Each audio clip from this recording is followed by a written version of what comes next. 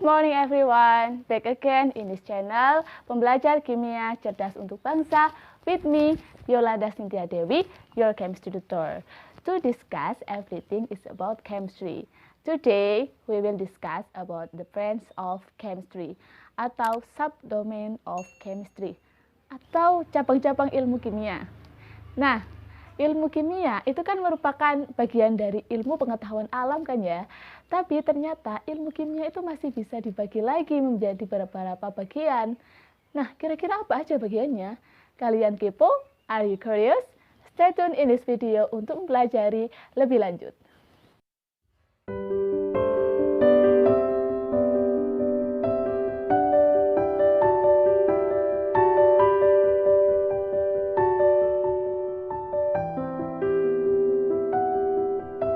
Okay, we continue our discussion about the branch of chemistry.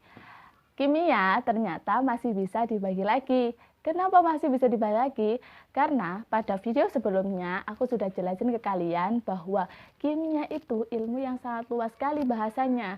Karena dia memiliki bahasan yang sangat luas, makanya dia perlu dibagi lagi. Nah, kenapa dibagi lagi? Agar pemahaman, agar pembelajaran kimianya itu lebih detail, agar pembelajaran kimianya itu lebih terarah, lebih terstruktur, lebih mengarah, pokoknya biar agar lebih detail, lebih mudah, lebih kimia itu ada banyak loh ternyata gitu. Nah, ada apa saja? Yang pertama ada kimia analitik, yang kedua ada kimia organik, yang ketiga ada kimia anorganik, yang keempat ada kimia fisik, dan yang terakhir ada biokimia.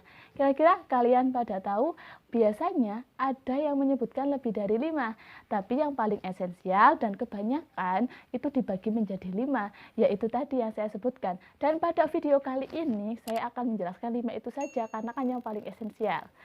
Oke, langsung saja. Yang pertama, kimia analitik. Kimia analitik itu bahasanya tentang bagaimana cara memperoleh suatu materi, memperoleh suatu senyawa, gitu ya. Di labnya itu bagaimana, gram-gramannya itu bagaimana, agar bisa menghasilkan suatu senyawa baru. Atau kebalikannya, menghasilkan suatu senyawa dari perombakan atau pelepasan, breakdown dari senyawa, gitu. Harus gram-gramannya, hitung-hitungannya, itu semua dipelajari di kimia analitik. Nah, selain cara memperoleh, apalagi ya, cara mengolah senyawa itu biar tidak terkontaminasi, cara mengolah itu biar bisa menjadi senyawa yang lain, itu juga dipelajari di kimia analitik. Meliputi metode-metodenya, cara-caranya, gitu. Selain itu juga ada cara menentukan kira-kira kalau senyawa A tambah B hasilnya apa. Itu semua ada teorinya, ada pelajarannya. Berdasarkan apa? Bukan berdasarkan logika ya, tentunya berdasarkan eksperimen sebelumnya yang sudah dilakukan oleh profesor-profesor ahli di dunia dan sudah disepakati ternyata itu benar, sudah sah kebenarannya gitu. Nah, selain itu kan saya tadi menyebutkan tentang unsur-unsur, cara-cara, dan mungkin bayangan kalian itu ada di laboratorium. That's right, teman-teman. Tapi di kimia analitik itu juga ada bahasan yang lain yang tidak kalah menariknya. Seperti instrumentasi. Kalian tahu instrumentasi? Alat-alat kalau di pabrik mungkin ya, alat-alat canggih itu loh. Alat-alat canggih khusus untuk kimia. Banyak sih sebenarnya. Aku beri contoh ya, seperti UV visible, spektrofotometri UV vis, spektrofotometri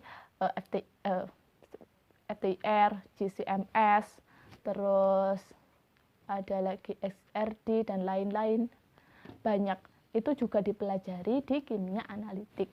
Lah, pembelajarannya bukan tentang analisisnya, tapi tentang prinsip-prinsip alatnya itu bagaimana, cara preparasi alatnya bagaimana, menggunakannya untuk menganalisis suatu sampel, dan bagaimana caranya agar analisisnya itu berhasil, bagaimana caranya agar analisis dan hasilnya itu maksimal, gitu.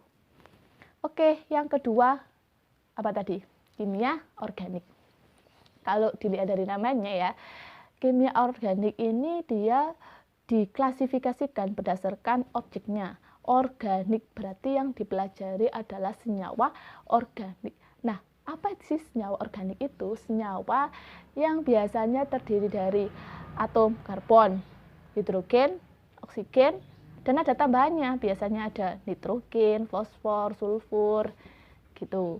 Senyawa-senyawa organik, senyawa-senyawa alami, senyawa-senyawa yang banyak ditemukan di alam.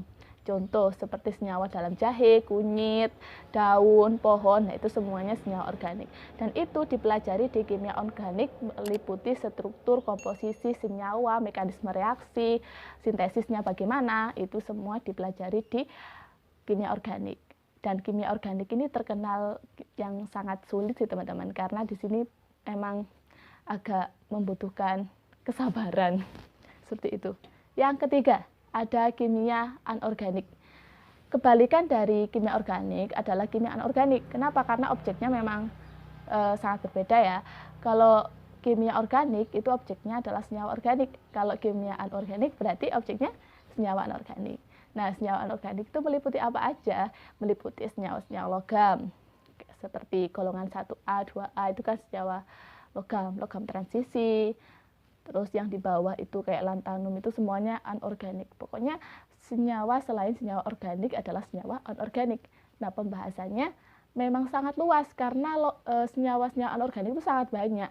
Nah, apa saja yang dibahas? Sama strukturnya bagaimana, sifat-sifatnya, kecenderungannya di alam itu bagaimana, terus sintesisnya juga bagaimana. Ya itu kadang soalnya logam-logam itu beda-beda sifatnya logam dari golongan A itu beda dengan golongan B, sehingga kan ada keunikan-keunikan yang menyebabkan anomali-anomali itu ada berdasarkan eksperimen. Nah, di kimia anorganik juga dipelajari kristal-kristal. Kalau kalian tahu kristal yang di mineralogi itu safir, itu juga dipelajari di kimia anorganik karena itu kan ada logam-logamnya ya. Pokoknya yang logam-logam yang ada warna-warninya kayak lampu neon, terus lampu warna-warni, kuning, merah, itu sebenarnya dari logam-logam yang dia itu menyebabkan perbedaan warna itu dari kimia anorganik. Oke, yang ke berapa teman-teman?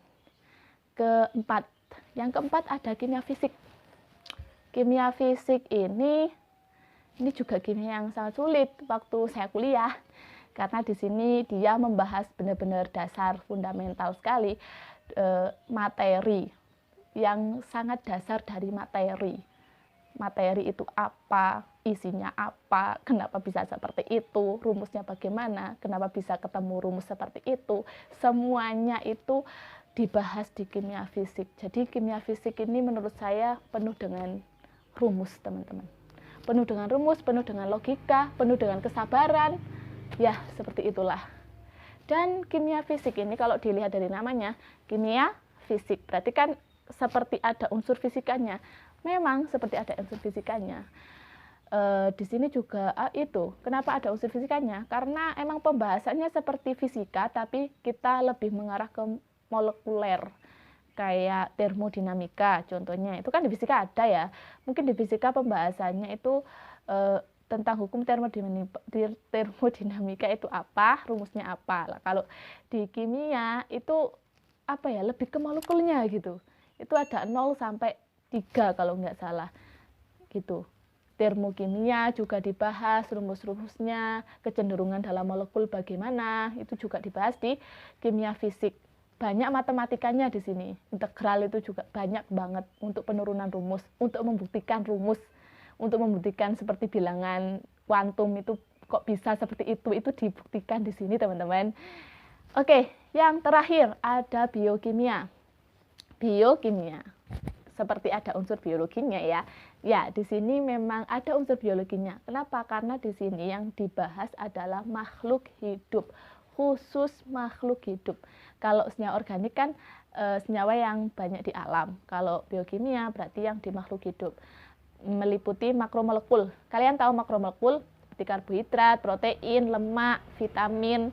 Nah, itu metabolisme dalam tubuh itu bagaimana? Kenapa si karbohidrat itu bisa dicerna oleh tubuh, dan yang mencerna itu apa, enzim-enzim apa, rumusnya bagaimana, rumus struktur ya, bukan rumus matematika, rumus strukturnya bagaimana, sampai akhir tool itu nanti bagaimana, apa yang terlibat. Nah, sangat kompleks, memang sangat kompleks teman-teman, ini biokimia ini, makanya diperlukan kecerdasan yang subhanallah, alhamdulillah gitu ya. Apalagi ya biokimia itu sih pokoknya yang di makhluk hidup, kayak diabetes dulu saya juga belajar tentang itu, kenapa diabetes mellitus itu ada dalam manusia, kenapa dia bisa menderitanya, karena ada kadar gula yang tinggi. Kenapa kadar gula yang tinggi bisa menyebabkan suatu penyakit diabetes, dikaji melalui pendekatan molekuler. Nah, kenapa dari tadi saya membicarakan pendekatan molekuler ya? Karena kimia itu memang pendekatannya molekuler. Kimia itu ilmu abstrak, teman-teman. Ilmu abstrak, ilmu yang objeknya kita bisa lihat, tapi yang kita bahas bukan yang kita bisa lihat, yang kita tidak bisa lihat, yaitu molekul. Molekul kan tidak bisa kita lihat ya. Alat secanggih apapun tidak bisa melihat suatu molekul. Makanya itu kimia itu sering dibilang ilmu abstrak. Nah, untuk memahami ilmu kimia memang dibutuhkan tiga pendekatan paling tidak. Ada pendekatan makroskopik. Maksudnya apa? Maksudnya yang kita bahas itu apa? Yang kita bisa lihat itu apa? Misalkan pensil ya, pensil itu berarti pendekatan makroskopik.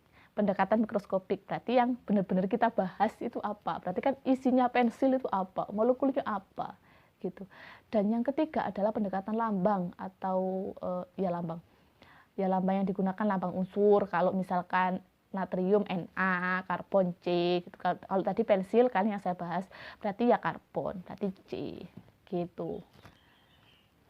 Gitu teman-teman.